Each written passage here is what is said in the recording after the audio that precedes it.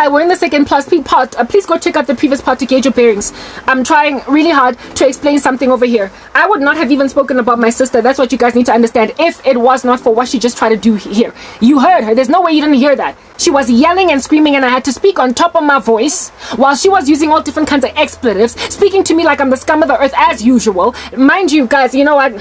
When I was newly saved in the faith, there is this book that a friend of mine bought for me called The 5 Love Languages. I didn't really know what that book had to do with Jesus, but nonetheless, I read it and I liked what it said in there. Yeah. And I discovered that my love language was words of affirmation. Ever since then, I've also come to discover that seeing as my primary love language is words of affirmation, so too then is that my primary hate language. In other words, people can utterly decimate me. They can debunk me, humiliate me, throw me into the abyss. I've been sensitive all my life. I have not been able to take teasers in my stride ever. I am super sensitive. It is literally the reason why I have got no comment section on YouTube. I have closed comments because back when I was still getting comments, even though I would get 5 positive comments, just the one was enough to ruin my entire day and make me feel like I'm never ever going to get out of this darkness ever again. I would allow that one wicked word to wrap around me like vines growing feverishly up a wall from the movie Jumanji, strangling me to my demise. That is how badly a bad word afflicts me. I struggle with bad, vitriolic sentiment that is evil, like somebody spitefully just trying to break your heart. I struggle with reviling. I do not have what it takes to take criticism in my stride. I just do not. And by criticism, I mean just unnecessary vitriolic sentiment that is not even constructive. Like when you're just telling somebody, that's why I've broken up with 2 guys literally because they insulted me. One guy once told me, he was like, hey baby, and then this guy from America told me I got a big head because of my forehead. I was like, I'm sorry, all I anticipate seeing here is a guy that's out here calling me a zebra when I've got stretch marks on my stomach due to pregnancy. I'm not going to be able to take that in my stride. I am too sensitive. I cannot take vitriol, so I don't have a comment section. On TikTok, I try to close comments. I brought them back, but I made sure I don't read notifications. I make sure I don't read my notifications. On Facebook, there's no way that I can go to close comments. I don't know why that's a thing. If at all it's a setting, I'm yet to find out if it exists. And so on Facebook, I deliberately do not read comments. I just don't even click down on the box, the drop box, that little box that gives you notifications. I don't even click on it to see if at all anybody has commented. I don't read comments. I don't read them. So in other words, in order to avoid seeing one bad comment, I will literally ignore 10 good ones. So the way that I intended in the future to deal with bad comments, if at all I were to open my comment section again, would be through a husband who would basically moderate my channel and be the one to read the evil comments and delete them, and then only when it is safe say, babe, you can read your comments now. I've deleted everything. It's snacks. I cannot take ugly, mean-spirited people in my stride. So I just shut them out. I block them off. I have a history of just literally avoiding people if at all they've had like just these tendencies to speak smack to me. I am too sensitive. And for me to have that character and somebody that knows me like the back of their own palm to come at me like that is literally for them to be actively going out of their way to commit murder. She's literally trying to kill me because she's always known. She's always known. When we were growing up, she was one of my biggest protectors.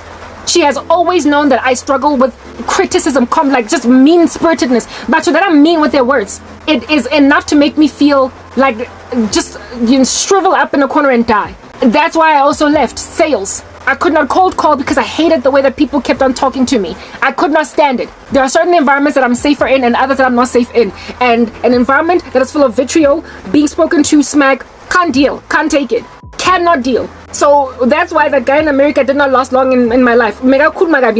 Similarly to the guy in South Africa that out here told me, of course that ended. The only relationships that ever lasted were the ones where I was constantly gaining validation. Where my man would never ever tell me even if I've gained a single kilogram. Like proper. I would never be able to take in my stride someone that disrespectful to my heart. I never would. So I see why words of affirmation are my primary love language, because words of, I guess, invalidation, words of affliction, words of vitriol, words, horrible words are the worst thing that can ever come down my throat.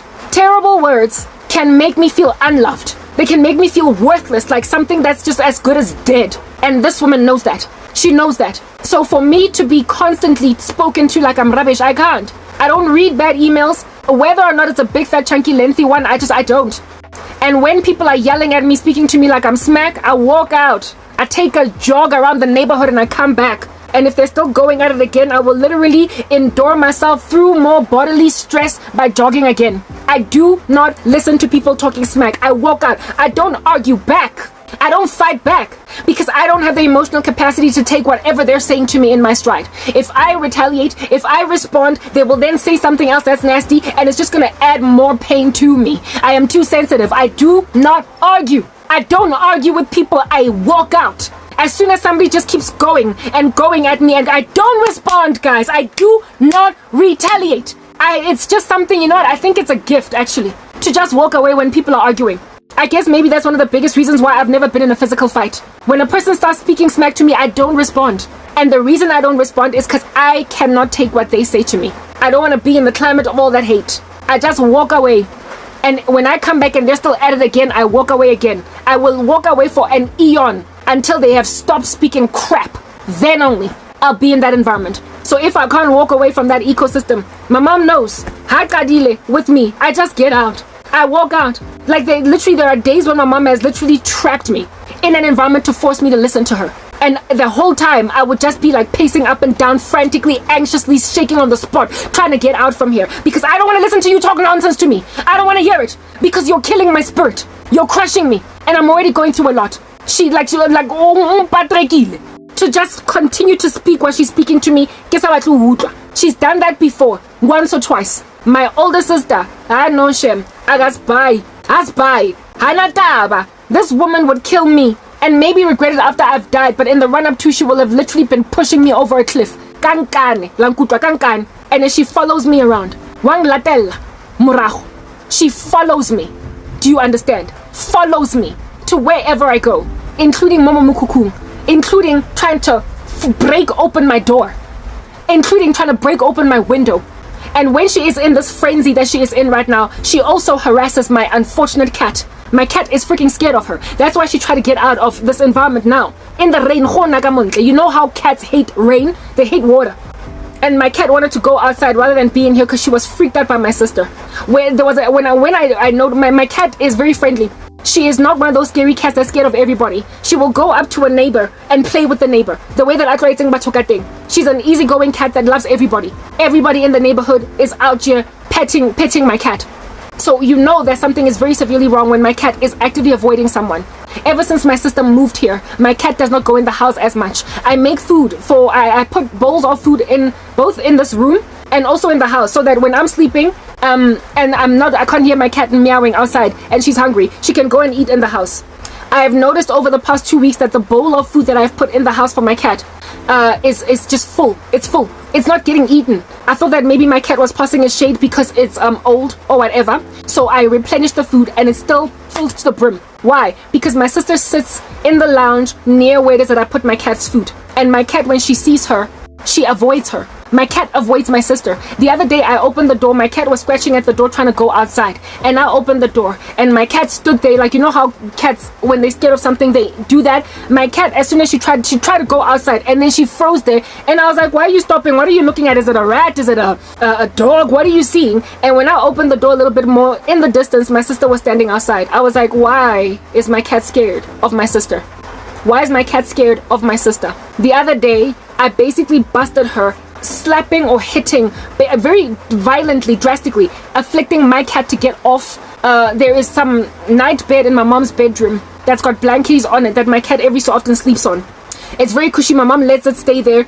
She doesn't care. She doesn't give my cat grief or anything of that nature. My cat was chilling there as normal during the season when my mom went on a holiday with my younger sister. And so for a whole week, my mom was not around. And my cat sat there where it is during the day. That's where she likes to hang out because this environment is too hot for my cat to be in during the day. She will relax on that night bed on those cushy blankies and just chill like the whole day, more or less. Just chill in that environment. And like I said, my mom usually allows her to do that. And the one day my cat was chilling there, I noticed that my cat was chilling there that one day. And then all of a sudden, I can tell when my cat has just woken up. Her eyes are like slightly, like the way that a human being is when she's just woken up, when they've just woken up. You can tell when someone has just woken up. I could tell my cat was just woken up, but she was scared.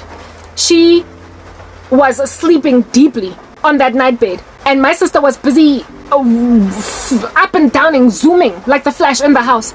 Also very agitatedly so. Anzali busy abuelina like rubbish as well. She had given me a whole bunch of grief as well. But I avoid her. I just come this side and I do my own thing. And then I go in the house to the bathroom. And I see my cat basically just kind of like chilling in the passage, looking very tired. And her when a cat's tail is bushy, she's scared. My cat's tail was bushy. Yes, you guys, my cat's tail was bushy and she wasn't sure what to do. And the only reason she relaxed was because I was in the environment and her eyes were still closed up in a way that so as to suggest that I've just woken up. And I was like, did you just kick my cat off the night bed? I don't know what you did, but you've scared her. I only speculated that that's what she did because I did not have any proof until the day when I opened here, tried to let the cat out, and the cat stayed there after seeing what was outside. And when I looked, it was my sister. I'm like, my younger sister and I don't get along. We don't even talk because things are bad in this house, okay? Everybody has been turned against me. But my cat was able, even though my younger sister had an issue with me, she was able to hop in and out of my younger sister's bedroom.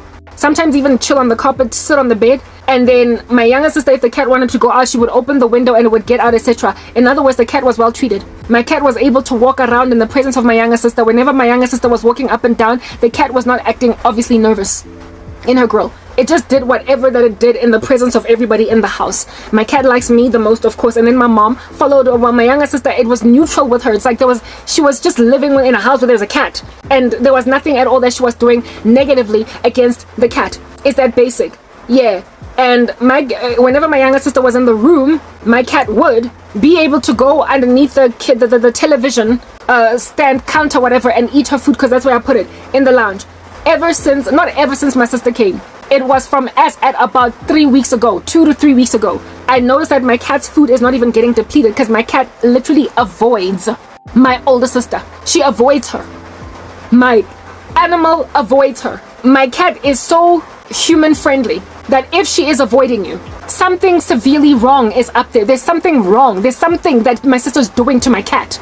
There is a way that she is treating my cat that has made my cat uncharacteristic. Basically, the way in which my cat is walking is uncharacteristic to the way that she is around other people.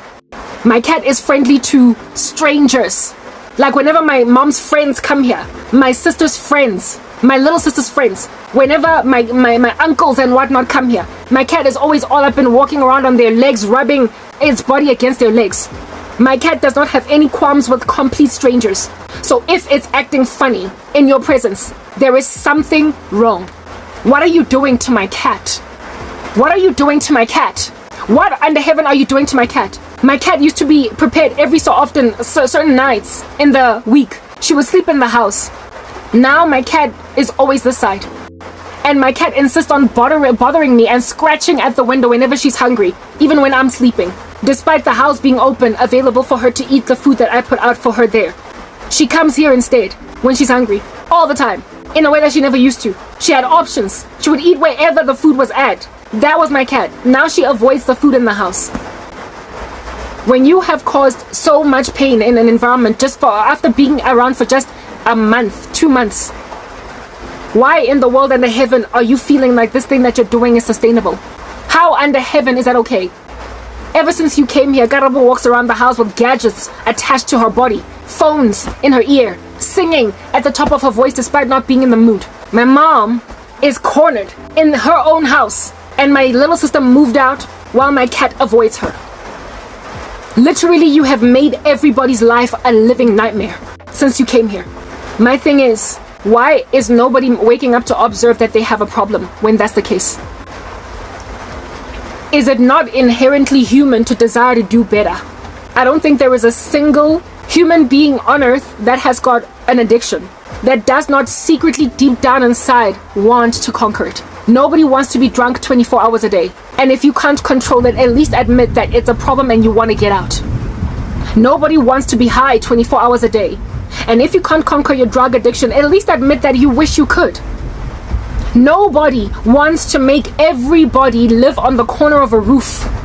It's written in God's word, like a constant dripping on a rainy day, so too is it to share a house with a contentious woman. It is better to live on the corner of a roof than to share a house with a contentious woman. It is better to live in a desert than to share a house with a contentious woman. Like a constant dripping on a rainy day, so it is to share a house with a contentious woman. So when you're that person that makes everybody live on the corner of a roof in a desert, and like a dripping tap you won't stop going, and when you cause some of the bravest and most orky people to cower in your presence, why under heaven are you proud of that? Is there no desire in you to be better? I don't think there's a single drug addict in this world that does not want to get better, even though they have a hard time getting better. So why not get to the minimum place of admitting that you have a freaking problem, man? At least get there. Because if you don't get to the point of admitting that you have a problem, you cause the environment around you to avoid you because you thoroughly think the circus you live in 24 hours a day is sustainable. You make people imagine that they cannot get through to you. You make people imagine that there's nothing that can be done for you because you don't want any change. You cannot be such a genius. You can't be so freaking academic. You can't be so smart. You cannot have a master's degree from Harvard University and be okay with making your whole family live on the corner of a roof. My mother is contentious, and I've been ducking bullets from her for years. But I have never been in a cat and mouse game like I am right now. It's like Tom and Jerry proper. I can't run fast enough. I've never dealt with anything like this before, ever. I have never dealt with anything like this in my life. It is the first time ever. And this woman never used to be like that, because I told you guys that she knew me like her own palm. Similarly too, I knew her like my own palm. So this here is a complete transformation. It's a complete takeover. It's a body invasion. This woman in the house, I don't know who the heck she is. Might as well sing Hapina Ya Tamia. There's a stranger in the house. Took a while to figure out. There's no way you could be who you say you are. You gotta be someone else, because you wouldn't treat me like that. And you wouldn't hurt me like you do. You would adore me. You wouldn't ignore me, because I confess there's a stranger in the house. When I say stranger, there is some barbarian in the house, and it's not my sister. She is buried somewhere in a body full of demons, and she cannot come up for air. And it looks as if puma. Guys, spite your own nose, like how you gonna cut off your own nose to spite your face? How you gonna do that when a person does not even want to admit Ugutiba Nenkinga? Hi guys, so my dad, towards the end of his life, he didn't even want to say sorry for what he did to all of us. He wasn't prepared to admit that he had an alcohol issue. Like on a problem, at least we can do something to help you. We can help you. We can together in camaraderie literally agree okay, so when you don't want to admit you got a problem, instead you keep on hiding all your alcohol. And then when people bust your alcohol in strange conspicuous corners in the house, then you boldly drink in front of them to a point of depleting their wine stash that's been around for 3 whole freaking years. Like, is that what we're doing? You gonna go spite everybody by drinking up all the wine in the house. You gonna go spite everybody by scaring the cat, causing the kid to move out, making your mother live in the corner of a roof, as well as your sister out here walking around with freaking gadgets plugged into her ear, singing at the top of her voice that she might not have to hear all the rubbish you have to say to her. Is that okay? Is that how you want to live? You want to cause a family that was living in some kind of a semblance of an oblong, weird, ominous peace, because it wasn't really true peace, but it was some kind of peace, to now literally be in a war zone, a battle zone 24 hours a day, because we're not so figile manch. How khata one footstep of Godzilla, a whole entire city be shaking out here in these streets. That's who you are. When you walk into a room, the whole damn room earthquakes because of fitli. Is that what you're doing? Is that what you're doing? When you're that pompous and when you're that arrogant, when the Lord made it clear in His word that He does not want man to be alone, so loneliness, isolation, solitude is not okay for mankind. When you do things that will isolate you from human beings, you are not being a human being. You are a demon. You are a demon. You are a flat-out demon walking around pretending to be a person. You might as well be a Nephilim. When you are walking in a way that is so antagonistic to human nature, goodness gracious, why don't you seek out an evangelist? Why don't you seek out a deliverance minister? Why don't you look for somebody to get that crap out of your body so you can go back to being self-preserving, for crying out loud? Why are you not trying to live at peace with your own family? Your own family. Abantu bagini. They took you in, they treated you well. They did not make you feel like crap for losing your house. They told you that we got your back until you get your act together again. But how in the heaven is anybody ever gonna get up from underneath this woman's insanity when she still drinks like this? Who's going to take her in their company when she smells like freaking cough syrup just by walking past her? What employer is going to be prepared to acknowledge that she is worth the while to take in one stride? Because after all, she has a master's degree from Harvard University. When you smell like cough syrup, I'm sorry, they will take some person who graduated Linkovitz Tech any day over you. They will take some person from just out here in these streets without even a degree any day before you. Because it is better to work with somebody on perfume instead of reeking of cough syrup when you walk past them in the office. You walk into a boardroom, only one, closed room, and by the time all of the staff members come into that boardroom to join you for the meeting, they can smell alcohol in the room. That's how badly my sister drinks. If she closes herself inside bedroom, yeah, my sister, my younger sister, after just 10 minutes, the whole room smells of alcohol. So, Jana, when you're working in a corporate, you be stanking up the whole floor. You be stanking up the whole cubicle where you are working with your colleagues. You be stanking up your own office if you have a closed up office. You be stanking up the boardrooms if you work in there by yourself. You be stanking up next to people like proper. Colleagues are going to report you to their boss, who then is going to have a hearing with you. And if you don't get your act together, you're going to lose your job. So, of course, you can be highly educated, even getting a whole degree from an Ivy League university in the global superpower, and still have no one want to work with you. Why? Because girl. You have lost your house. You sold a house that was easily payable, the bond off, with the kind of money that you would be making given how well qualified you are. And yet, never mind qualified, but also experienced. And yet, you are unable to so much as purchase a new cell phone for yourself. Because you keep on buying bottles of wine. That's all that you're doing. And you are priding yourself and spiting your mother by finishing off her wine cellar. All of the wine that she bought 2-3 years ago. Somebody that drank one of those bottles of wines is dead now. That's what's good. You priding yourself in finishing off her wine cellar. You priding yourself in making your mother live on the corner of a roof so much that she can't even buy chicken. Because you keep on stubbornly cooking every single day. When we have a whole schedule, this is not your house. You have moved into somebody else's house, so you better display that you honor them by honoring their rules. So if a person cooks once a week, you better eat that food during the week. You better eat those leftovers. You can't have freshly cooked meat every single day. It's how we've been working. As a result, we have managed to keep a gas stove that lingers for 2 months before a replacement a gas cylinder is needed. But now we gotta replace a cylinder every 3 to 4 weeks because somebody out there prefers to be cooking vegan meals every single freaking day on a gas stove that the gas of which is being bought by somebody else.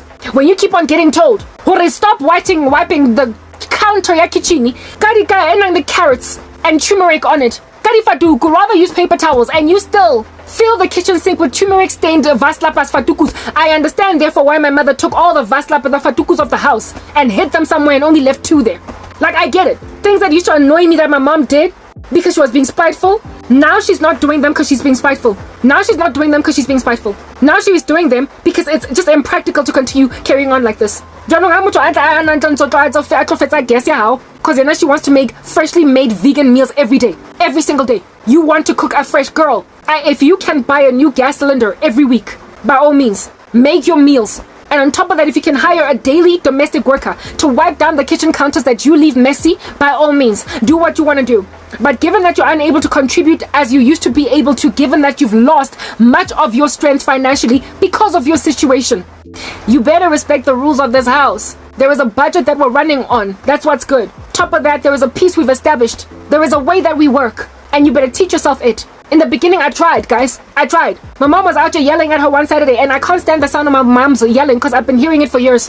All up in my particular girl. So I went and I gave her advice, nitbits, tips on how to basically subdue my mom, pacify her. I said so every second day, do this, do that, do that. And she was happy to embrace that counsel, but she could not walk in it. She could not walk in it, and so because Yana, she failed to walk in those footsteps, she decided that she's going to khata her own foot. She's going to basically tell my mom that I've paid certain portions of the bond and stuff belongs to me, blah blah, and now everybody's living on the corner of a roof and somebody that moved out because of her. Someone moved out altogether because of her. Yesterday I told you guys that she attacked me to a point where I literally considered, out of nothing but sheer desperation and exhaustion, calling some little animalistic, beastly psychopath in America just to get out from this environment because she is that tiresome to me. Like, I cannot stand that guy from America, and there's nothing that would ever make me consider him. But yesterday, I thoroughly considered it because of this woman. because of her. Lo muntu lona has driven me to attempted suicide and has driven me to the prospect of considering going back to my biggest murderer on the planet, some psychopath in America. 2 things that I would never have considered just 2 months ago before she ended up moving here. She has no regard for anybody's rules.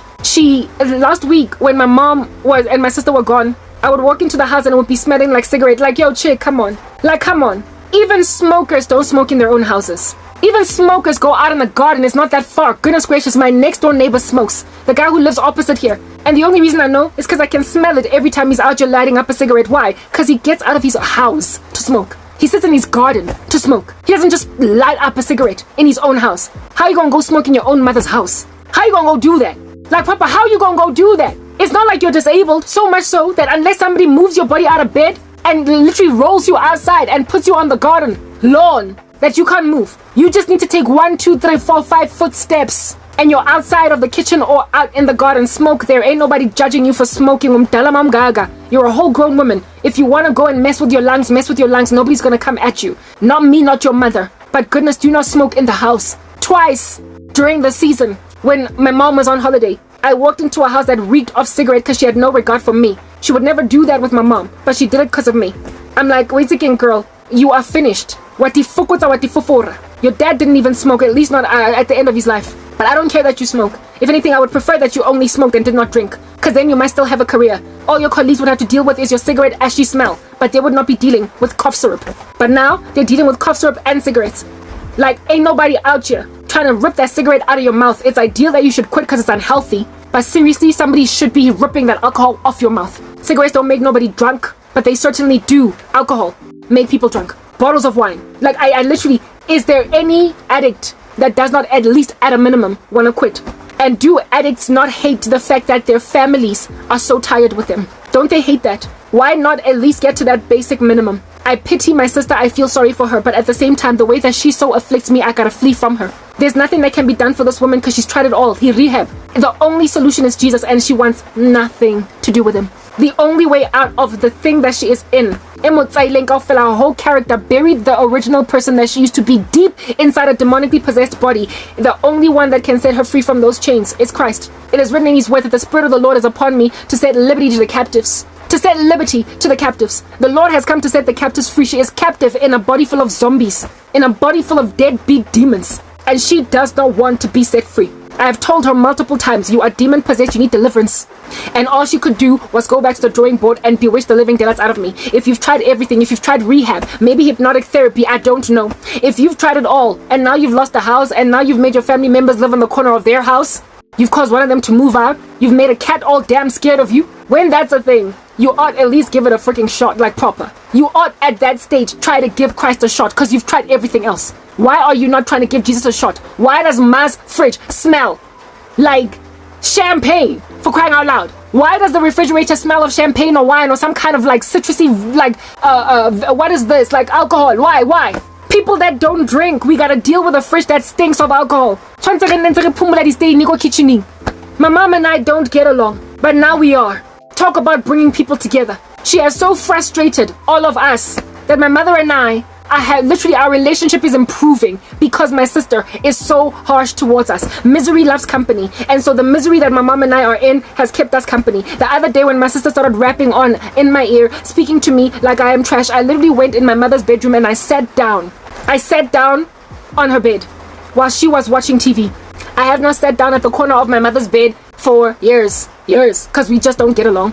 I go in her bedroom in and out if I must absolutely go in. Nzarasa get it along because she has broken my heart. The whole family has broken my heart, but yesterday I found myself sitting in my mom's bedroom just sitting. Because if I'm in my mom's bedroom, my sister's not going to be yelling at me. I don't let that lie into my mom's bedroom. She at least has that level of reverence. She at least has that minimum amount of fear for my mom. She would not continue to do rubbish in the climate of my mother. But she has basically given my mother the middle finger concerning all my mom's rules. Concerning my mom's rules in light of how you must keep the house. The other day, like, guys, my mom woke up at like 2-3 a.m. in the morning and she had opened wide, yawning, the sliding door with like windows and everything. Busihu, nje. Busihu. Girl, while you can do that in your own apartment, open your sliding door at 2 a.m. in the morning, smoke, have a party, drink, proper, call out to a neighbor ululating on the roof, this is not your house, like proper. It's not your house. I have frustrations in living in this environment because there are certain things that I would do in my own space that I can't do here. Like, for instance, take a shower at 1, 2, 3 a.m. in the morning if I want. I can't do that here. So I have to keep on rushing, looking at the time. Like right now, it's 22:11 and I'm already kind of frantically freaking out that time is progressing.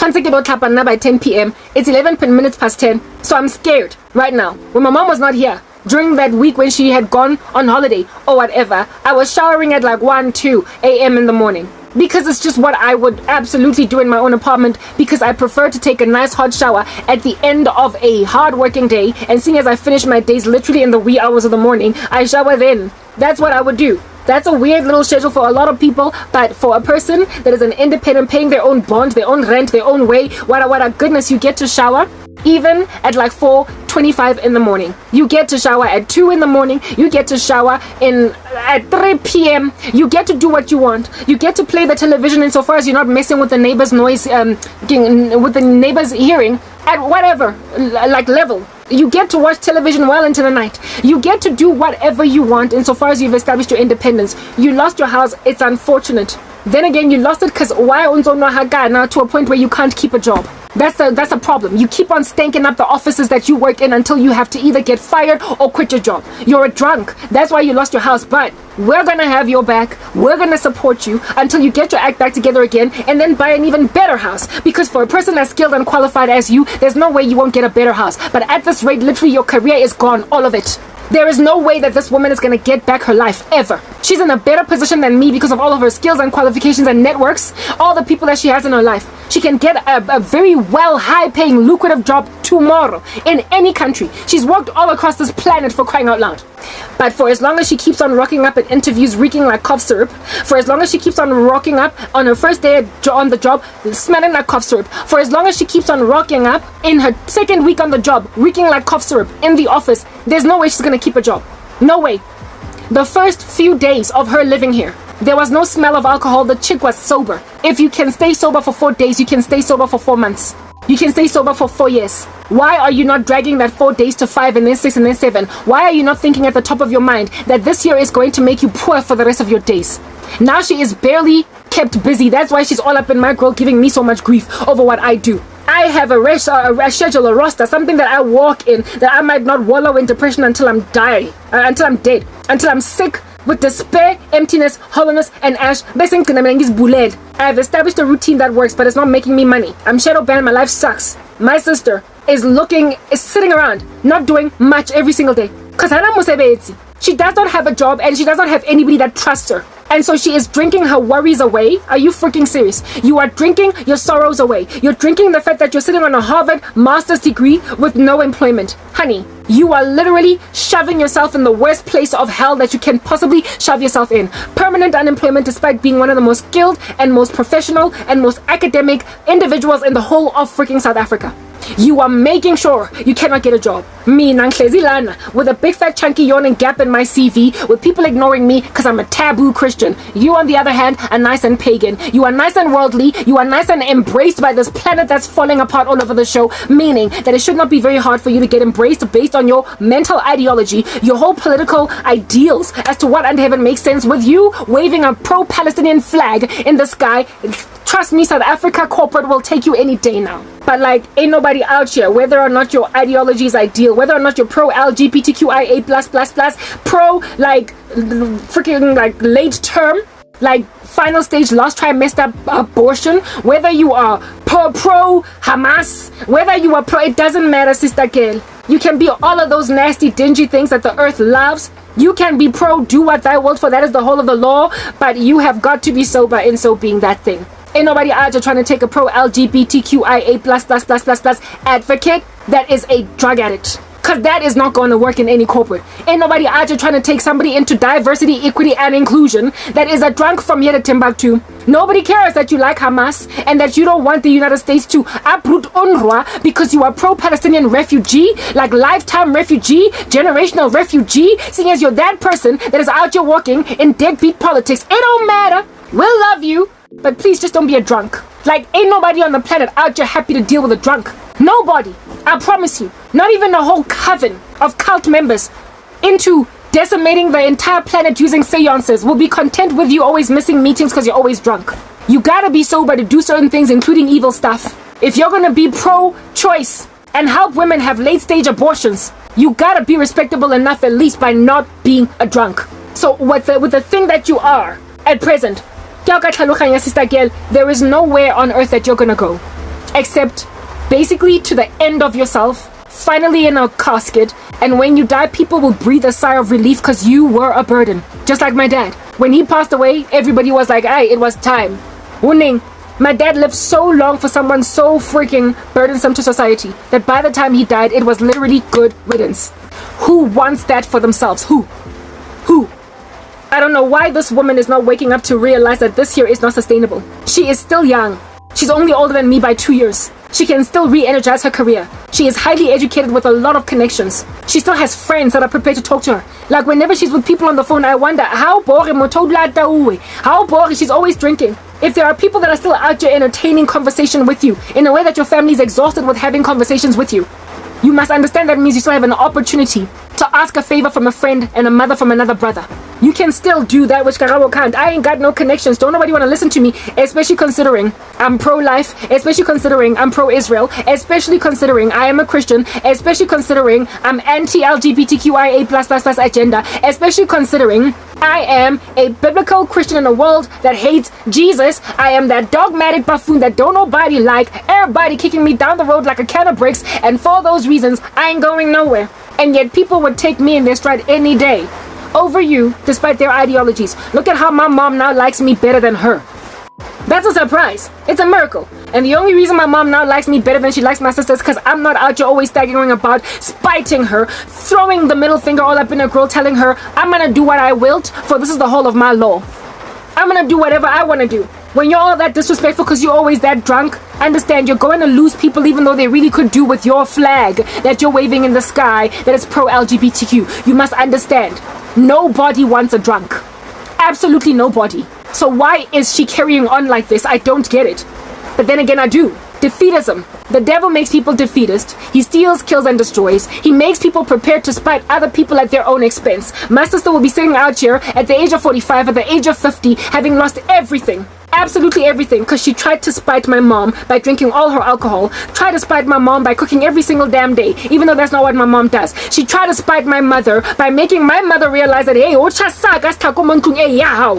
to a point of causing my mom to scrimmage around like a little rodent in a corner. Like, I can't even believe how my mom is just taking this in her stride. But at the same time, what is she supposed to do? What is she supposed to do? My mom was always yelling at me, and when she would yell, I would just do what she wants. When my mom yells at my sister, she does the exact opposite. You can't be dealing, when you're so tired in and of yourself as a person, with somebody that recalcitrant and not finally just cave. But are you going to pride yourself in causing even the most stubborn of stains to get out of a garment? Are you going to pride yourself in the fact that you prospered to achieve that which nobody else was able to achieve? Subdue umuntu that was unsubduable. On the day when you tame your mother, honey girl, you are not to be heralded. Even the Bible says a wayward child is a scorn to their parents, a derision to mother and father. A child was nang tabalemme, a child was nang tabalentate is the worst thing that can ever happen to a parent. So Joanna, when you pride yourself of being an old woman that is not going to be told where to get off, living in a house that when you walked in here, there was some kind of striving. It was hard because nobody was getting along as they ought. Nobody was getting along as they ought. You came in already, there was an issue. But we were maintaining a homeostasis, keeping it together with sticky tape. And you just unraveled all that. You have literally given all of us a brand spanking new thing to tiptoe around. I was tiptoeing around my mom at some point. And now we are all tiptoeing around her. I gotta walk in the house wearing these things just to wash dishes. And when I'm in the bathroom, I cross my fingers hoping she's not gonna come and yell at me while she sits on the toilet seat. My sister,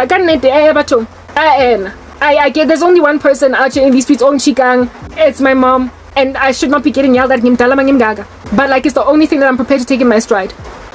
And when she yells at me, I will not put earphones in my ear and then talk at the top of my voice to disrespect the living daylights out of her. I would just walk out with my mom, but because I know at some point but this chick, Agatuli, and then she raises the volume to maximum, causing my mother to basically have to shut her ears because how are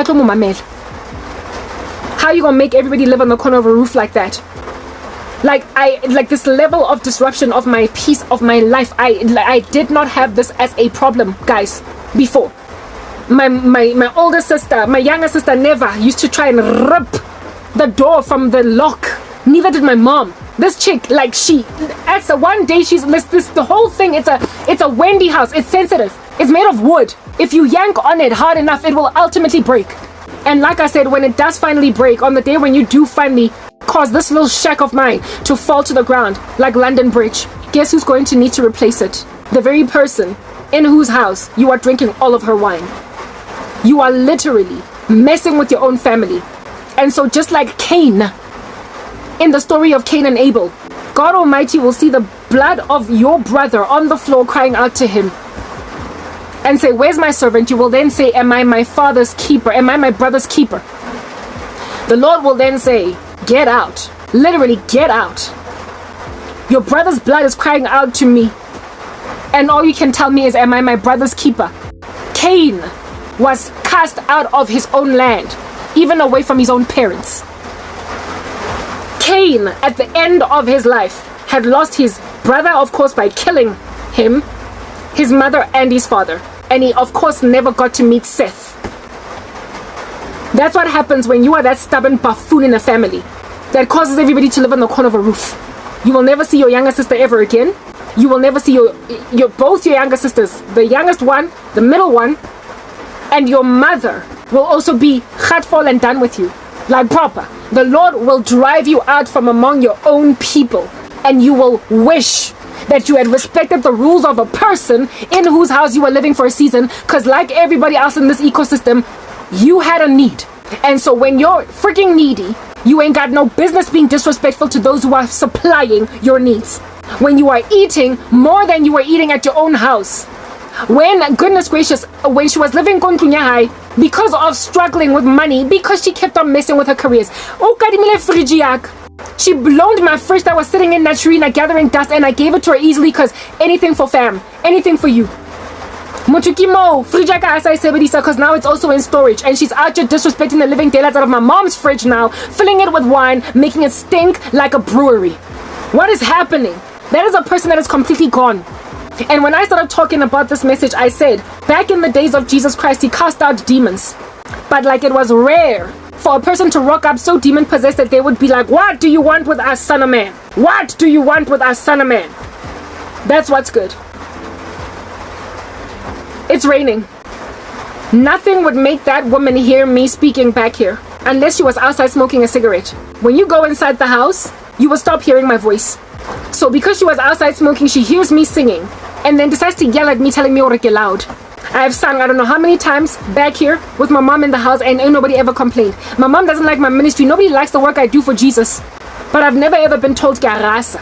I promise you, no one has ever complained. Not a neighbor, not anybody walking by here, not my mom from inside the house. Nobody. And she went and came here and told me, shut the F up. This is not your house. Only because you were outside dragging on your daggone cigarette. And so because you were dragging on your ciggies, of course you're going to hear the smallest little noise coming from out here because you're outside. Go in the house, close the damn door, and then you're not going to hear me speaking. My little sister's bedroom is right here, and she's never ever knocked on my window or my door and said, Karabo, you're loud. Can you please keep it down? Nobody has ever complained about me being loud. My little sister, every so often, you would hear her in her bedroom. Ain't nobody out to tell her shut up. Nobody here tells anybody here to shut up. Nobody. But she rocks up, got footstep ya Godzilla A1, shaking up a city and everything, priding yourself and all that rubbish. And you tell a person, Uti, shut up, don't do anything. It's because you're doing nothing all day. You're gathering dust, you're twiddling your fingers, you're watching Netflix the whole damn day. Because despite being a whole Harvard graduate, you're always drinking. And nobody wants to hire you. So now those who are working, you are out here trying to murder them because you are Cain and they're Abel. You are literally trying to kill your baby sister because she is working even though she has nowhere to go, nothing to look forward to, and you're doing nothing. You're watching Netflix all day. All day Netflix. Everybody's on there. When my little sister was here, she was on the phone call centering. My mom was on the phone. I was here doing videos or doing whatever, catching up, watching content on YouTube about the end of days, and then coming here to report it later on. We are all doing something with our lives, except her. She's watching Netflix all day long. So when you're watching people working, and all you're doing is watching Netflix all day long, of course you're going to knock on them, trying to crash and burn their house down, forcing them to do absolutely nothing, seeing as you're doing absolutely nothing, despite being a Harvard graduate, the Harvard degree of which you are shoving down your younger sister's face and my face, saying that we are these what is this, like retards. She speaks about us in Karabo, these retarded no-brainers that have no education, and we can't do anything valuable while literally everybody except her has a job. I might be unpaid and thankless what it is that I do, everybody except her has a job. Literally, wonke umuntu nomsebenzi except lo muntu lona. And yet she rocks up and tells us to stop working when we stop working. I said, at least she does that with me. Oh, my little sister moved out because of her. And all that stuff is eating her alive. And I'm like, I would never have moved out. However, at some point, it's inevitable they would have moved out. But the only reason why my little sister even moved out was because bora. Or dampilwe ke boyfriend because ba borwa ke tabarwa, not like no man's business. Nothing in your life stays, because who wants to stick around with a drunk? Who, guys? What man wants to stay in a marriage or a relationship with a woman that always smells like cough syrup? Who? You have lost everything because one, and that will never ever stop happening. You will keep on getting job interviews where people like you, and the first day on the job they're gonna be like, but like, why did we hire a drunk? That's gonna keep on being a thing. It's literally gonna keep on being a thing. I told this woman that I even offered her assistance to start a YouTube channel using her skills to proliferate her agenda, because I realized that she was too much of a drunk to be chilling in an office building. So if she has a YouTube channel, she can be nice and drunk behind the screen. I tried to save her house by helping her grow a YouTube channel that she could monetize using her skills. And she swore in my face when I told her that, however, you gotta quit drinking, and the only way out of your drinking sprees is through Jesus, because clearly rehab didn't work. Weekends at Amy Winehouse with Motukio, they try to make me go to rehab, and I said no. Everybody's suggestion, everybody's advice as to how in the world, under heaven, no muntu can get out of this. I got touching my prisoners. She's told herself that she's going to do exactly what she wants to do on her watch, at her time, in her own little strange ecosystem that has no regard for anybody at all, and she's going to do this all the way up until the cows come home. Very well, sister girl, do that. Do exactly that. Do what you want until the unfortunate cows return home. However, understand that once these cows have returned home, there will be no room for you to live in that house, seeing as the cows are now chilling on your couch. Aguna, anybody that has not tried with this woman, that has not eventually given up. Literally everybody has tried and given up. Her boyfriends have given up. Her mother has given up. Her sisters are giving up. And she is walking in the footsteps of my dad, and all of that is exactly what happens when you choose the darkness, when you don't love Jesus, when you insist on your own way, when you capitulate to random, seedy, nefarious agendas in order to try and proliferate your own agenda, with nobody prepared anymore to listen to you. You are going to find yourself severely wanting. Do you understand? You are going to get yourself to a point in history where nobody now wants to talk to you, even though really when they look at you, they're like, oh snap, but like, what a waste. That's what happens when you turn to demons and darkness. And we are living in an era where more people than absolutely leaves to be desired are into random devil worship. We are living in an era and a time where almost every third, fourth, fifth person in public society runs up to you when you are a Christian and says, "What do you want with us, son of man?" In the days of Christ, it was rare for that level of manifestation to happen. 1 or 2 or 3 people are to be having demons cast out of them. But in 2024, can you really think that Christians have energy and power in them to keep casting out demons out of every Lay, Jane and Joan in the street? Do you think I've got the energy, keep my demoni, my sister, my younger sister, my mom? Do you seriously think I've been set apart in my family to be the only person that's going to drive out demons out of people that don't want them taken out? No. This year is going to result in the rapture. The world is overrun with demonic entities, and there is not much that we can do for them as Christians left anymore. All we can do is talk to them, tell them the only way out of this is by Jesus Christ. And when they don't want Christ, we have to flee. Because the Lord never ever insisted that if they persecute you in one town, stick around. No. He said if they persecute you in one town, flee to the next. But when you can't flee, but you are still beleaguered on all sides by demons, what's then going to be the inevitable response by Jesus Christ? Just answer me that question. Of course, he's going to take us out. My sister is not an isolated incident. She is in every family, and there are more of her than there are of us. We are no longer dealing with the days of Jesus Christ where we are casting out demons out of one dude coming out of a cave and then putting them in some pigs. No. We are dealing with a whole mob, a whole crowd, a whole society, a whole office building, a whole school playground. We are dealing with an entire bus filled with people saying to the Christian in the room, what do you want with us? You are too many. It's a zombie apocalypse.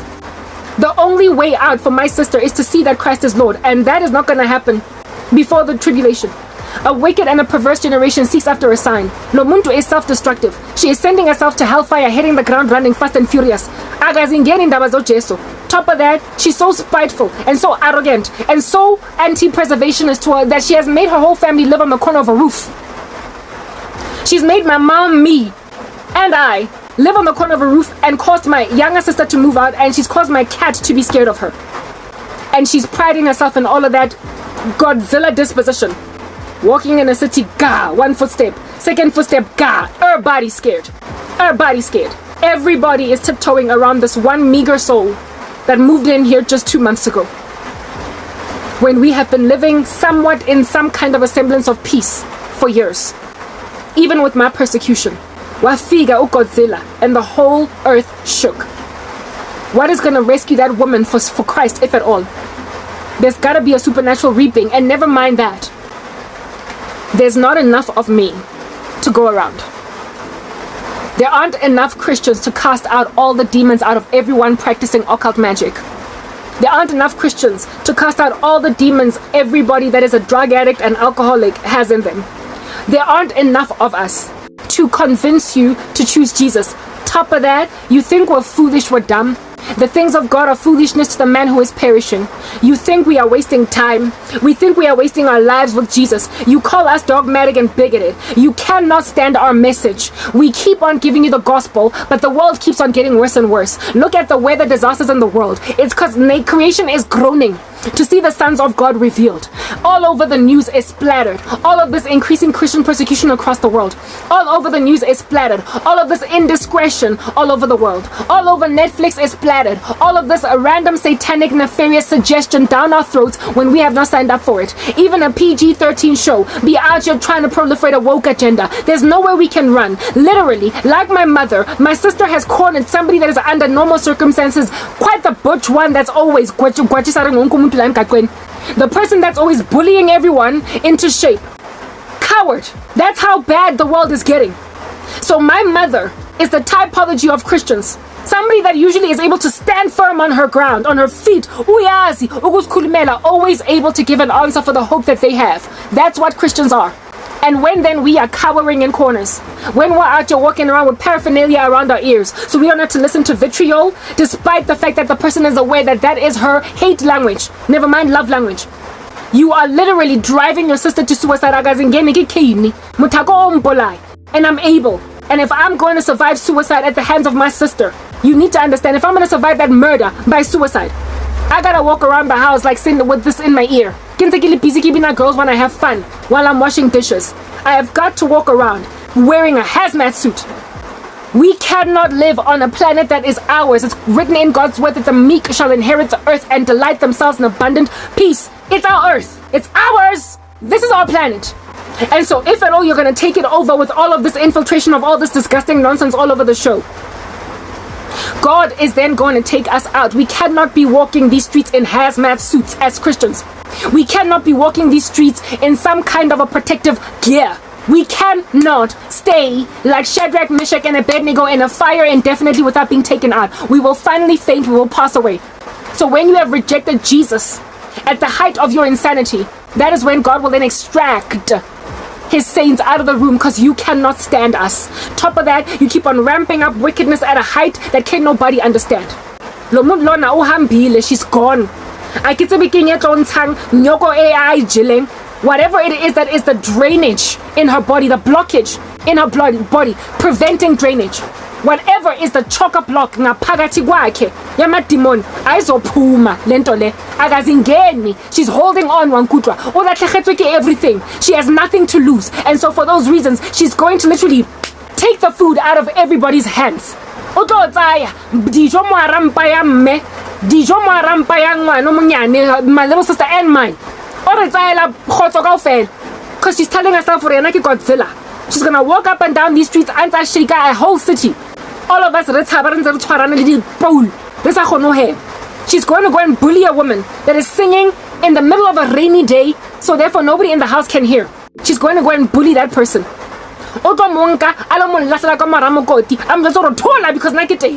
Shut up because I'm here.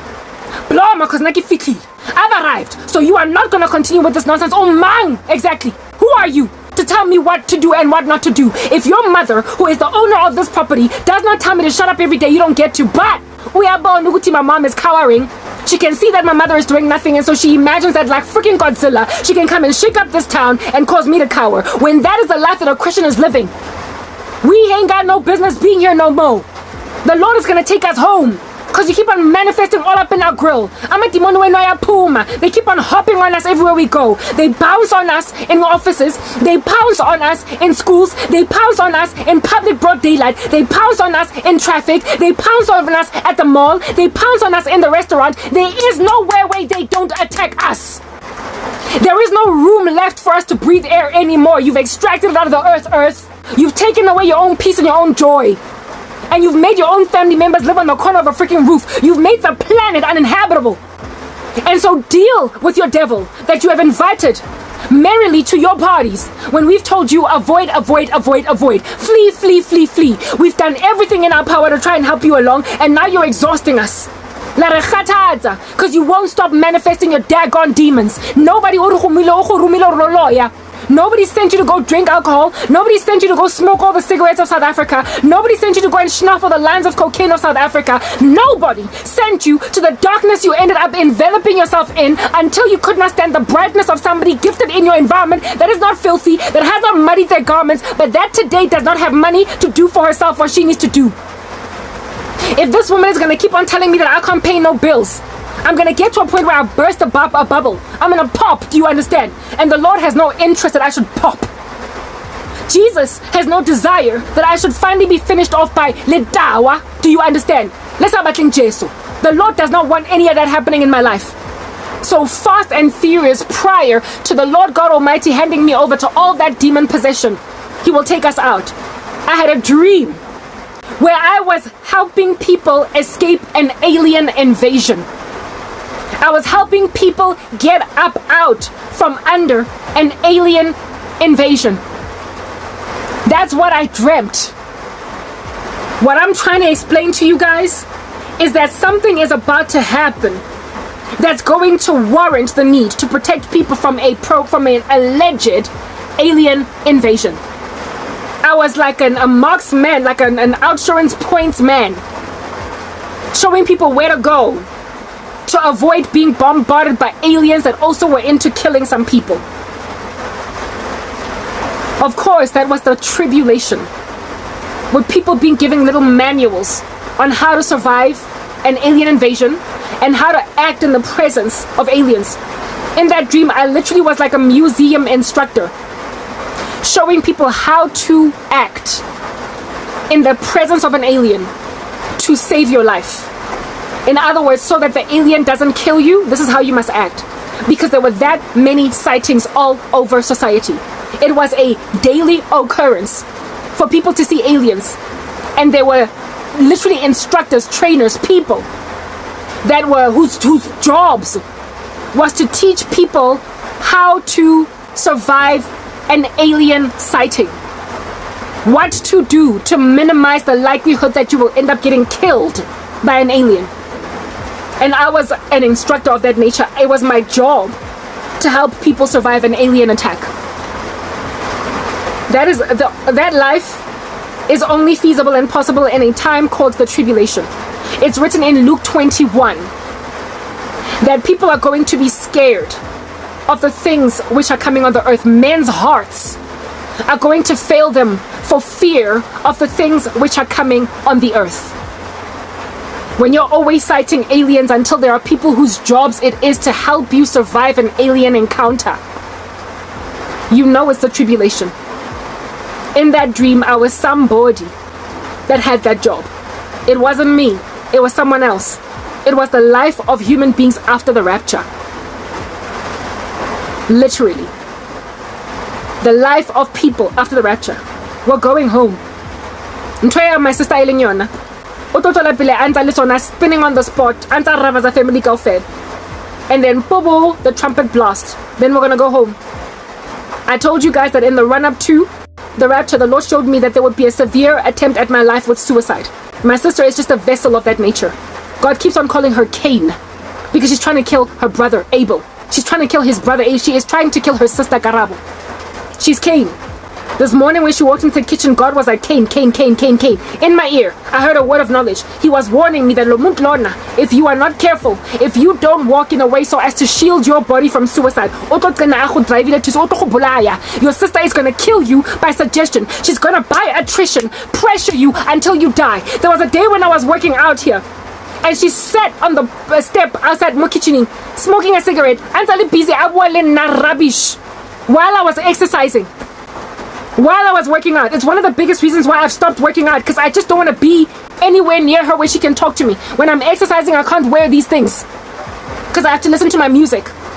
And this chick just stood there talking about how she has, like, I am the dumbest smart person that she knows. That's one thing that I definitely caught her saying. You're the dumbest smart person that I know. And I had to keep on working out, pretending I can't hear her until she went inside the house. Staggering around. Even the way she walks like a drunk. She cannot maintain her balance. She doesn't have the walk of a gracious lady. Like, you know, the elegance of a woman walking. She doesn't have that. I say cheika. She staggers like a drunk. She's lost everything. So of course, Cain, she's trying to kill Abel. By suggestion, she would drive me to suicide. The devil saw that there's a day when she nearly succeeded, and so he's still all up in my grill. This here is my life boy. My life God. Floating in the center of an ocean until such time that God comes and yields me out himself. That's the world that we're living in now. You look at hurricanes, you look at tornadoes, you look at what is this, lava, molten lava popping out all over the show, volcanoes. You are looking at severe weather events all over the world, and then the political landscape, and then the human immorality issue. Batung, there is a dangerous world ecosystem that we are all living in, and people are trying to act as if though we've got another 10 years to go. No, honeys, we don't. We are going home, and very soon there's going to be flight attendants inside spacecraft teaching you how to survive an alien encounter. They're going to be like flight attendants teaching you how to survive when there's turbulence in the sky. But instead of turbulence in the sky, it's sightings of aliens. The way they're going to be so common. So common. So common to sight them on the earth. It's coming. You think the Miami sighting was odd? People couldn't even catch it on cameras and whatnot. You think Roswell was an issue. You think the people all in Chile, in the jungle, the Amazon jungle, that keep on finding all of this footage. Not footage, sorry, for citing all of these entities all over the show. You think it's like hearsay or speculation. This stuff is only going to ramp up. Do you understand? That congressional hearing in the United States of America was just a pin drop in the ocean. We are going home. You are about to experience alien encounters because you allowed yourselves to create a planet living in it where such manifestations are so bold as that in your grill of demons are walking inside human beings. If at all demons can manifest that violently through a person, in one environment, then it's only a matter of time before in and of themselves they reveal themselves in their fallen bodies. Alien bodies will show themselves to you, seeing as you appear to have embraced human bodies indwelt by demons so well.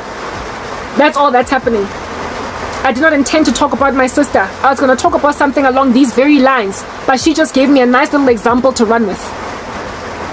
She is not the person she used to be. There was a version of her that I know of that is not like this. She's gone. She's gone. There's nothing of my sister left in there. That is just some vessel that is carrying nothing but entities, that's waiting for her to drop dead so that it can send her to hell, and these entities will then go and enter some other human being. They are trying to kill me through her. Whatever was in my mom was not strong enough to come at me, neither in my little sister. I was able to live at peace with both women. Both of them. That's